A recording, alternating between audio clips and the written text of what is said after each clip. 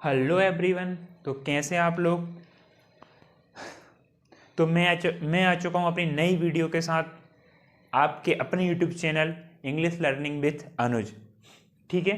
तो आज हम लोग इस वीडियो में किस टॉपिक पर बात करने वाले हैं, डू एज डायरेक्टेड पे। ठीक है। कुछ सेंटेंस देखेंगे हम जिनको क्या करना रहता है कि चेंज करना रहता है एक सेंटेंस से उसके दूसरे सेंटेंस में।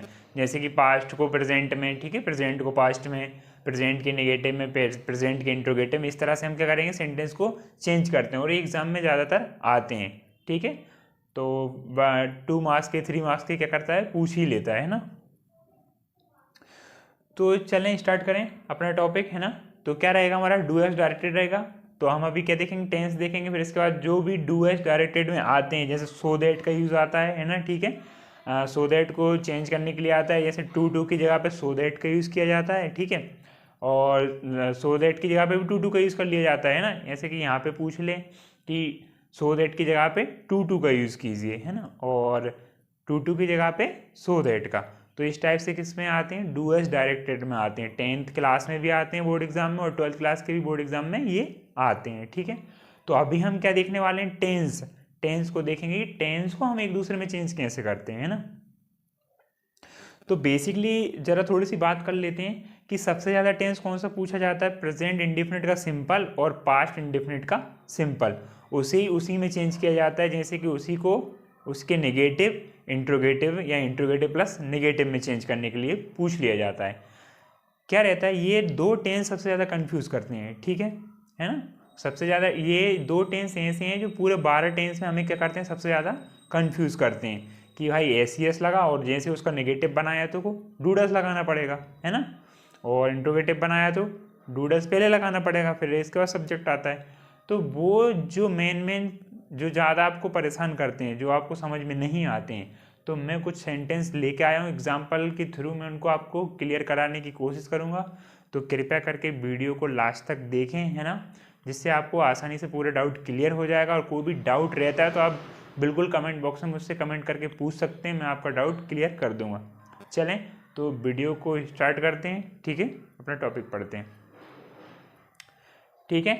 तो चलो आइए कुछ एग्जांपल देख लें, उसके थ्रू अपन इसको समझेंगे कि कैसे एक टेंस को दूसरे टेंस में चेंज किया जाता है। ठीक है। डू एज डायरेक्टेड में पहला आपका एग्जांपल है, दे did their work. They did their work. तो सबसे पहले देखो क्या रहता है, डू एज डायरेक्टेड में जब चेंज करने से पहले क्या देखा जाता है कि टेंस की पहचान की जाती है कि जो आपको डू एज डायरेक्टेड में सेंटेंस दिया है वो किस टेंस का है। ठीक है। दे डिड देयर वर्क। ठीक है। सब्जेक्ट के बाद वर्ब की कौन सी फॉर्म मिल रही है आपको, सेकंड फॉर्म। डू की सेकंड फॉर्म क्या है, डिड, और देयर वर्क, यानी सेंटेंस हो रहा है, यानी वे वहाँ काम करते थे। क्या होगा, दे डिड देयर वर्क को सबसे पहले पहचान हो गई कि सब्जेक्ट के बाद क्या मिल रहा है, वर्ब की सेकंड फॉर्म। अगर सब्जेक्ट के बाद वर्ब की सेकंड फॉर्म मिले तो वो सेंटेंस कौन सा रहेगा आपका, पास्ट का इंडेफिनिट रहेगा। कौन सा रहेगा, पास्ट का इंडेफिनिट, और वो भी सिंपल। ठीक है, इतना क्लियर है, यहाँ तक समझ में आया आपको। They did their work, tense की पहचान कर ली हम लोगों ने कि टेंस कौन सा है, ये पास्ट का इंडेफिनिट है। अब चलिए देखते हैं कि यहाँ पर क्या लिखा है कि मेक नेगेटिव, यानी जो सेंटेंस दिया है उसे किस में चेंज करना है आपको, नेगेटिव में चेंज करना है। ठीक है। चेंज यहाँ पे मेक नेगेटिव भी लिख देगा, चेंज इनटू नेगेटिव ऐसा भी लिखा आता है। तो अभी मैंने क्या लिख दिया यहाँ पे, मेक नेगेटिव, और चेंज नेगेटिव भी लिख सकते हैं ना। ठीक है। तो किस में इसको चेंज करना है, नेगेटिव में चेंज करना है। देखो यहाँ पे कुछ लिखा है कि पास्ट के नेगेटिव में करना है, कि प्रेजेंट के नेगेटिव में करना है, कि फ्यूचर के नेगेटिव में करना है, ऐसा कुछ लिखा है क्या, नहीं लिखा है। ठीक है। अगर कभी ऐसा ना लिखा हो, डायरेक्ट लिखा हो कि make negative, make interrogative, change interrogative plus negative, ऐसा कुछ लिखा है, तो जो सेंटेंस है उसी सेंटेंस जो सेंटेंस है उसी के टेंस में उसे चेंज किया जाता है। जैसे कि पास्ट इंडेफिनिट था तो पास्ट इंडेफिनिट के ही नेगेटिव में इसको चेंज करना है। किस में चेंज करना है, सेंटेंस क्या है आपका, पास्ट इंडेफिनिट है, तो उसे पास्ट इंडेफिनिट के नेगेटिव में ही चेंज करना है। ठीक है। तो चलो आइए चेंज करके देखते हैं क्या हो जाएगा। देखो सब्जेक्ट वैसा का वैसा, दे डिड। अब देखो नेगेटिव चेंज करना है तो सबसे पहले उसका रूल याद होना चाहिए आप लोगों को।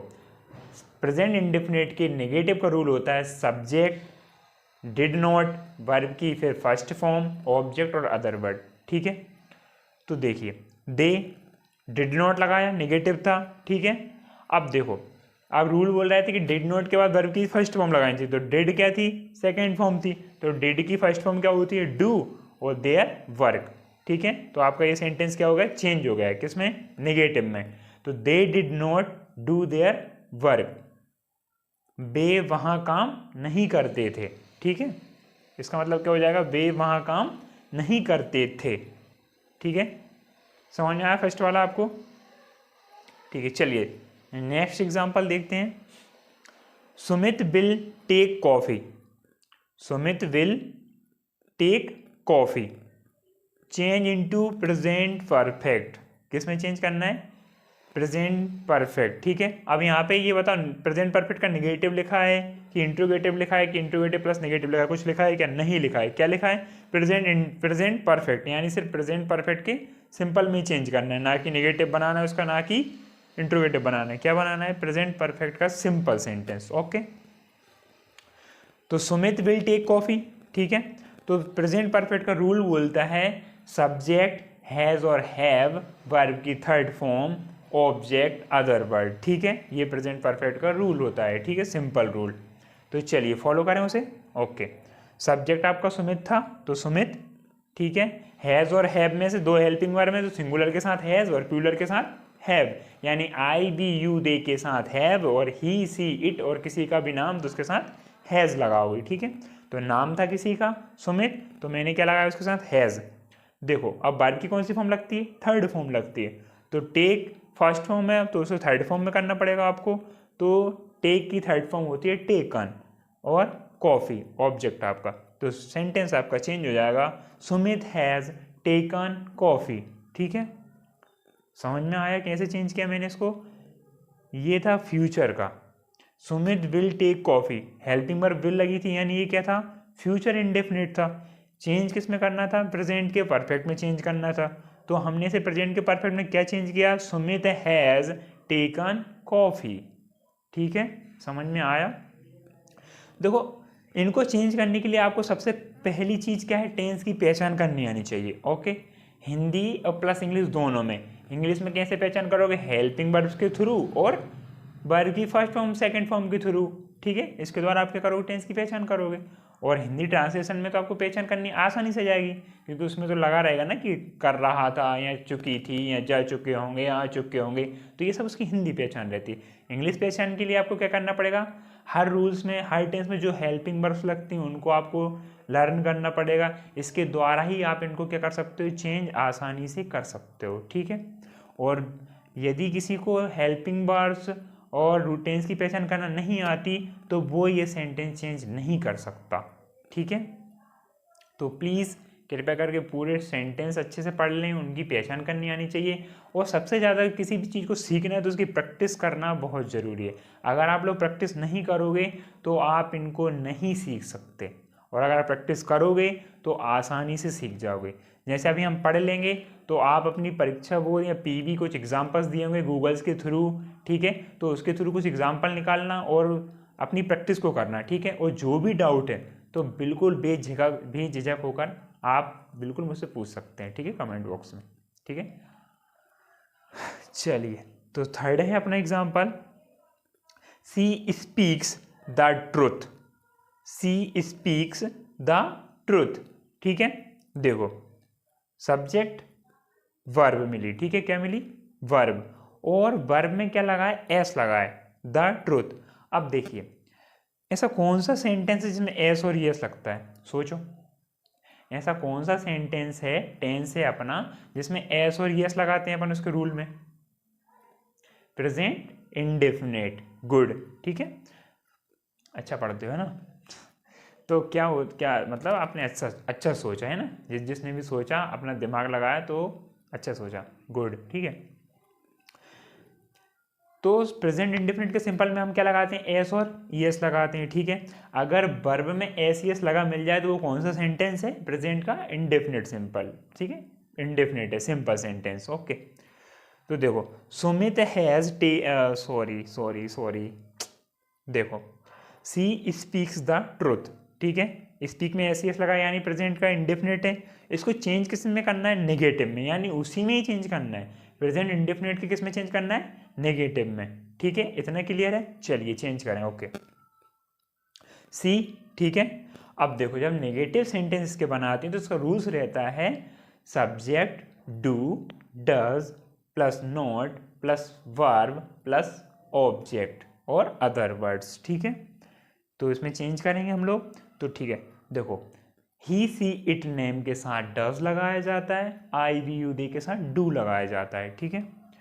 तो सबसे पहले सी आपका क्या है, सिंगुलर है, तो उसके साथ आप लगाओगे डज, ठीक है, नेगेटिव था तो नॉट, स्पीक तो स्पीक, एस क्यों हटा, क्योंकि रूल्स में अब हेल्पिंग वर्ब क्या थी, डू और डज, तो स्पीक से एस और एस को हटाना है, ठीक है, ध्यान देना, स्पीक द ट्रुथ, ठीक है, she does not speak the truth, ये आपका नेगेटिव में चेंज हो गया, ठीक है। चलिए तो हमारा लास्ट एग्जांपल देखें टेंस का, क्या है, सीमा डज होमवर्क, ठीक है, क्या लिखा है, Seema does homework, change into interrogative, देखो सीमा डज लगाए, अब यहाँ पे कंफ्यूज मत होना, ठीक है, सबसे ज़्यादा कंफ्यूजन वाले सेंटेंस, आपको परेशान करने वाले सेंटेंस और सबसे ज़्यादा एग्जाम्पल्स एग्जाम में इन्हीं के आते हैं, प्रेजेंट इंडेफिनिट और पास्ट इंडेफिनिट, बहुत कंफ्यूज करने वाले सेंटेंस है, ठीक है। ये देखो अब यहाँ पे डज लगा, अब आप क्या करोगे, मैंने बोला इंट्रोगेटिव, तो पता चला आपको डज को उठा के सामने लगा दोगे और लिख दोगे डज सीमा होमवर्क, ठीक है। तो ध्यान देना, गलती मत करना, ये हेल्पिंग वर्ब है, देखो ध्यान देना, गलती मत करना, ये आपकी क्या है, वर्ब है, और वर्ब में क्या लगे, एस और ई एस लगे। मैंने आपको एक चीज़ बताई थी मेरी फर्स्ट वीडियो में, जो अपने प्रेजेंट इंडेफिनिट पढ़ा था, उसमें अपन X C H O S H, ठीक है, डबल एस, इनके साथ क्या लगाते हैं, ई एस लगाते हैं, तो ओ मिला था इसलिए हमने इसमें क्या लगाया था, ई एस लगाते, तो डज बन गया, तो सीमा डज होमवर्क। अब इसमें उन्होंने बोला चेंज इनटू इंट्रोगेटिव, इसे किस में चेंज करिए, इंट्रोगेटिव में चेंज करिए, तो चलिए चेंज करके देखें, देखो हेल्पिंग वर्ब पहले आती है, तो डज, सब्जेक्ट क्या है आपका सीमा, और वर्ब क्या थी आपकी डू, तो ऐसे कैसे हटाएंगे, ठीक है, क्यों, क्योंकि हेल्पिंग वर्ब आपकी क्या है, डू और डज है, तो क्या हो जाएगा, डज सीमा डू होमवर्क, ठीक है।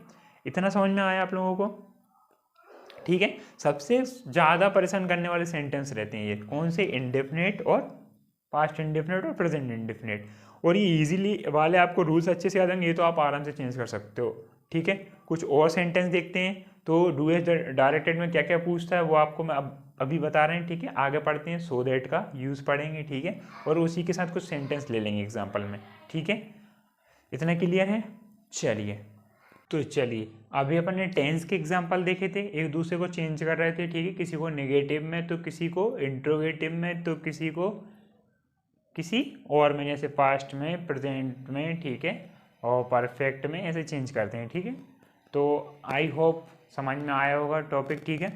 तो अब मैं टॉपिक लाया हूँ उसी में जो डू एज डायरेक्टेड में पूछा जाता है, सो दैट का यूज़, ठीक है, किस में पूछा जाता है, ये डू एज डायरेक्टेड में पूछा जाता है। तो चलिए मैं आपका ज़्यादा टाइम नहीं लूँगा, वीडियो को ज़्यादा लंबी नहीं करेंगे, तो इसलिए कल को समझते हैं और अपने डाउट क्लियर करते हैं। चलिए आइए, पहला एग्जाम्पल है आपका, ही इज़ टू इल, ठीक है, he is too ill to go school. देखो सुनो, सबसे पहले आप एक चीज़ क्लियर कर लेते हैं कि यूज़ किसका करना है आपको, सो दैट का और टू का, टू की जगह पर सो दैट को करते हैं, ठीक है। अगर टू दिया हो सेंटेंस में चेंज करने के लिए, ठीक है, जैसे ये दिया था और ये दिया था, तो उसकी जगह पे आपको यहाँ दे देगा सो दैट का यूज़ किए, तो टी डबल ओ की जगह पे सो और टी ओ की जगह पे दैट, ठीक है। टी ओ डबल ओ की जगह पे क्या करोगे आप, सो, और टी ओ की जगह पे क्या करोगे, दैट करोगे। बाई चांस अगर सो दैट दे दे, जैसे कि इस टाइप से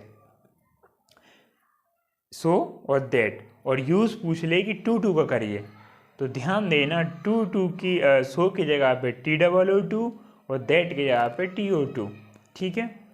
देखो टी डबल ओ टू और टू ऑलरेडी नेगेटिव होते हैं। क्या होते हैं? नेगेटिव होते हैं। जब सो दैट की जगह पर, ठीक है, किसकी जगह पे? सो दैट की जगह पर टू का यूज़ किया जाता है, तो इसमें से जो नेगेटिव रहता है वो सब्जेक्ट और हेल्पिंग वर्ब और नॉट को हटा दिया जाता है। ठीक है, जो सेकंड सेंटेंस, देखो 2 सेंटेंस रहेंगे इसमें, तो जो सेकंड सेंटेंस रहेगा उसमें से क्या हटाना है आपको? सब्जेक्ट हटाना है, हेल्पिंग वर्ब हटानी है, और क्या हटाना है? नॉट। ठीक है, क्योंकि टू ऑलरेडी नेगेटिव है। ठीक है, चलो ठीक है। और अगर टू दे दे और उसकी जगह पे यूज़ किसका दे दे? सो दैट का, तो आपको एक सब्जेक्ट और हेल्पिंग वर्ब और नॉट लगाना है, क्योंकि उसे नेगेटिव बनाना होगा ना। ठीक है, क्योंकि सो दैट नेगेटिव नहीं है। ठीक है, तो हमेशा जब सेंटेंस रहे तो उसमें क्या लगाओगे? सब्जेक्ट के अनुसार बोलकर देखोगे तो ही कैन नॉट, ठीक है, ही कैन नॉट, ठीक है, यही लगेगा। जहाँ पूरे ज़्यादातर यही सेंटेंस यही लगता है, ही कैन नॉट। ठीक है, ही डिड नॉट और कैन नॉट ही लगाते हैं ना सेंटेंस को देखकर। पास्ट का होगा तो डिड नॉट लगा देना, और इंडेफिनिट के हो तो कैन नॉट। ठीक है, सिंपल। चलिए, पहला एग्जाम्पल है, he is too ill to go school, मतलब वह बीमार है और स्कूल नहीं जा सकता। ठीक है, वह बीमार है और स्कूल नहीं जा सकता, तो rewrite the sentence so that, इस टाइप से लिखा आता है। यानी जो निर्देश आपको दिया है कि भाई रीराइट करिए सेंटेंस को और क्या यूज़ करिए? So that. तो मैंने आपको बताया है कि TOO की जगह पे सो और TO की जगह पे दैट। ओके, चलिए देखते हैं। ही इज़ टू की जगह पे सो करा, उसे अंडरलाइन करना है। ठीक है, सो इल, टू को हटा के क्या लगाना है? दैट। देखो सब्जेक्ट आपका ही था, तो सही दूसरा सेंटेंस जब आएगा तो उसमें क्या लगा? ही, और सिंपल था तो कैन नॉट। क्या लगाओगे? Can not. He can not go to school. अब टू क्यों आया? क्योंकि ये टू हटा है, तो कहीं आने जाने के लिए क्या बात, टू लगाते हैं ना, इसलिए टू लगाया। तो क्या हो जाएगा? He is so ill that he can not go to school. वह इतना बीमार है कि वह स्कूल नहीं जा सकता। ठीक है, इसमें क्या हो रहा था कि वह बीमार है और स्कूल नहीं जा सकता, और इसमें क्या हो रहा है कि वह इतना बीमार है कि वह स्कूल नहीं जा सकता। ठीक है, टू की जगह पे सो दैट समझ में आया कैसे करना है? He is too ill to go school, जैसे ही चेंज करो तो क्या हो जाएगा? He is so ill that he can not go to school. ठीक है, क्लियर है इतना? सेकेंड, अब देखो टू ना दिया हो, ठीक है, तो वेरी की जगह पे हमेशा क्या लगाते हैं? सो लगाते हैं। अगर वेरी दिया जाए सेंटेंस में तो उसकी जगह पे क्या लगाओगे? सो लगाओगे। ठीक है, और जैसे ही फर्स्ट सेंटेंस खत्म होता है उसके सेकंड सेंटेंस स्टार्ट होने से पहले क्या लगाओगे? दैट लगाओगे, यानी यहाँ पे दैट लगेगा। ठीक है, चलो देखते हैं, समझ में जाएगा। अमन इज, वेरी की जगह पे क्या लगाना है आपको? सो लगाना है। ठीक, कोई सा सेंटेंस हो उसमें अगर वेरी मिल जाता है तो आपको क्या लगाना है? उसमें सो लगाना है। अमन इज सो इंटेलिजेंट। ठीक है, यहाँ पे आपका सेंटेंस खत्म, दैट लगाया। ठीक है, अंडरलाइन करना मत भूलना कभी फिलअप करने के बाद। ठीक है, जैसा भी मैं भूल गया था। ठीक है, तो आप नहीं भूलना एग्जाम में। ओके, तो Aman is so intelligent that he can pass this exam easily. ठीक है, क्या हो जाएगा कि सेंटेंस आपका क्या था? Aman is very intelligent he can pass this exam easily, यानी अमन क्या है? बहुत होशियार है जो आसानी से एग्जाम को पास कर लेगा। तो देखो अब इसमें तो टू नहीं दिया था, इसलिए इसको नेगेटिव नहीं बनाएंगे, है ना। सेंटेंस क्या है? पॉजिटिव है, तो सेंटेंस को हमेशा क्या रखेंगे? फिर पॉजिटिव में रखेंगे। अगर सेंटेंस नेगेटिव में, यानी टू ऑलरेडी नेगेटिव कहलाता है, इसलिए इसको नेगेटिव बनाया जा रहा था। अगर ये इसका मतलब नेगेटिव नहीं होता तो ये हमेशा फिर पॉजिटिव में रहता है, इसको नेगेटिव बनाते ही नहीं। तो इसलिए इसका मतलब क्या होता है? नेगेटिव में रहता है, इसलिए इसको भी क्या करना पड़ेगा? हमें नेगेटिव बनाना पड़ेगा। तो सब्जेक्ट के अनुसार देख कर, यानी कैन नॉट लगेगा या डिड नॉट लगेगा, बस। ठीक है, तो क्या हो गया? अमन इज, वेरी की जगह सो इंटेलिजेंट, यहाँ खत्म, तो दैट, और ही can pass this exam easily, और वो आसानी से एग्जाम, यानी अमन इतना होशियार है कि वो एग्जाम में आसानी से पास हो जाएगा। ठीक है, थर्ड देखो, the T is so hot I can not drink, मतलब चाय बहुत गर्म है, मैं इसे नहीं पी सकता, यानी कोई भी इसे नहीं पी सकता या मैं इसे नहीं पी सकता। यूज़ किसका करना है आपको, टू का। किसका करना है, टू का, यानी सो दैट की जगह पे क्या करना है, टू लगाना है, यानी सो की जगह पे टी डबल ओ और दैट की जगह पे टी ओ लगाना है। ठीक है, चलिए, द टी इज, सो की जगह पे टू हॉट। मैंने बोला कि जैसे सो दैट की जगह पे टू करते हैं तो सब्जेक्ट जो आपकी हेल्प नंबर जो आपने लगाई थी कैन, ठीक है, वो और नॉट वो हट जाएगा, क्योंकि टू ऑलरेडी नेगेटिव, यानी ये चीज़ हट जाएगी। इतना ये आपका हट जाएगा। क्या आ जाएगा कि the tea is too hot to drink it, यानी चाय बहुत गर्म है, इसे कोई नहीं पी सकता। ठीक है, यानी टू ऑलरेडी नेगेटिव। ओके, आया समझ में। चलिए, फोर्थ देखते हैं। He is so weak, he is so weak that he can not go to school, है ना, यानी क्या है, वह बहुत कमज़ोर है और वह स्कूल नहीं जा सकता। यूज़ किसका करना है, टू का। ठीक है, ही इज़, सो की जगह पे टू लगाना है, पहले ही बोल दिया मैंने। फिर वीक, दैट की यहाँ पे फिर टी ओ टू लगाना है। ठीक है, और अंडरलाइन करना मत भूलना, दूसरी बार हो चुका मेरा भूलना। ठीक है, लेकिन याद आ गया था मुझे पढ़ते पढ़ाते हुए। ठीक है, और एग्ज़ाम में एक चीज़ ध्यान रखना है, कोई भी चीज़ आप फिलअप कर रहे हो या उसको चेंज कर रहे हो या मेक सेंटेंस कर रहे हो, तो जो भी आपने करा उसको एक बार पढ़ लेना। ठीक है, जिससे आपका क्या हो जाएगा, आपको उसका पता चल जाएगी कि हमने सही किया है कि नहीं किया।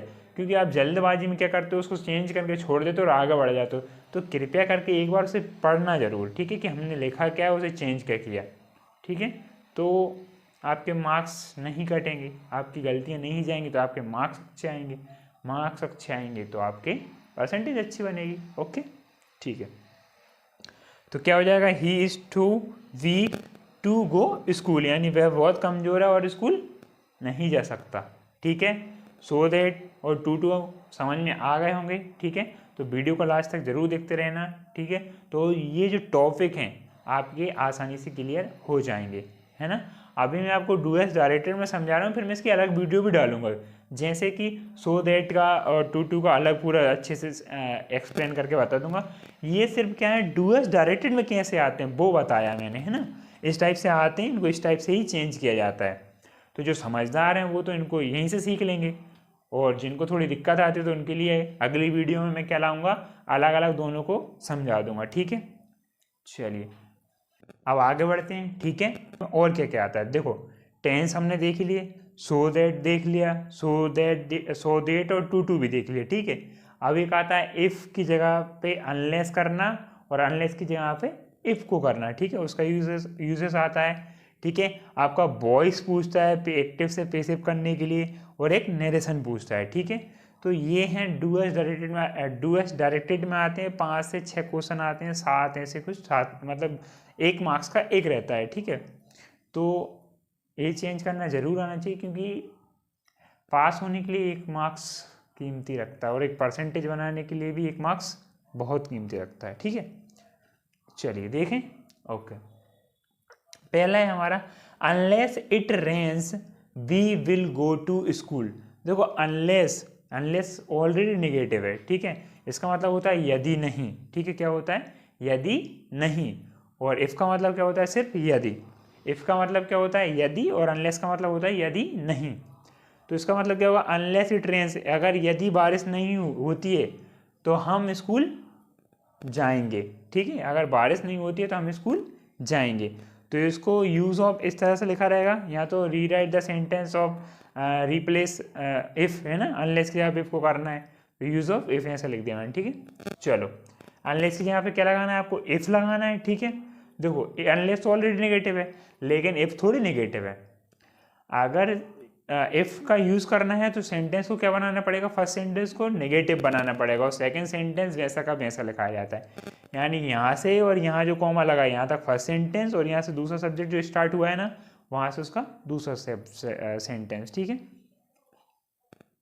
तो टेंस को पहचान करके डू और डस लगाना है। ठीक है, डिड लगाना है, डिड नॉट। ठीक है, ये सब आपको टेंस को पहचान के लगाना पड़ेगा। प्रेजेंट इंडेफिनिट है तो डू नॉट डज नॉट, और पास्ट इंडेफिनिट का नेगेटिव है बनाना है तो डिड नॉट। ठीक है, दोनों का ज़्यादातर पूछा जाता है और दोनों ही आते हैं। ठीक है, तो अनलेस यहाँ पे मैंने इफ़ करा इट।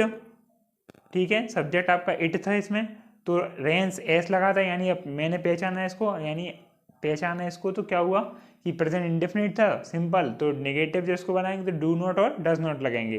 तो इट के साथ क्या लगता है डज, तो नॉट, और रेन एस हट जाएगा, ठीक है, और be will go to school, ठीक है।